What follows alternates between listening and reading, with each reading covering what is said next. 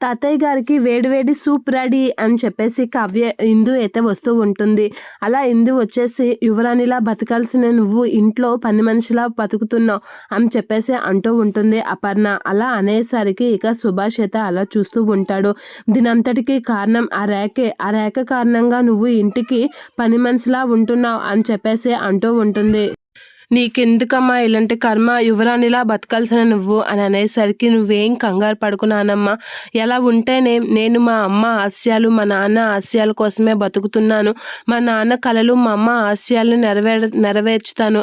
ఈలోపు ఎవరు నన్ను ఎలా చూసినా ఎలా ఏమనుకున్నా నాకు అనవసరం, నేను వాళ్ళ కోసమే ఉన్నాను అనేది అంటూ ఉంటాడు. ఇక రాజు అయితే ఒక బస్తీలో పెరుగుతూ ఉంటాడు. ఇక నీళ్ళ ట్యాంక్ దగ్గరికి వెళ్ళి నీళ్ళు అయితే పడుతూ ఉంటాడు. అలా నీళ్ళు పడుతూ వీళ్ళ నుంచి ఎలా అయినా నీళ్ళు పట్టుకోవాలి అని మధ్యలో దూరేసరికి ఆడవాళ్ళు కొడుతూ ఉంటారు.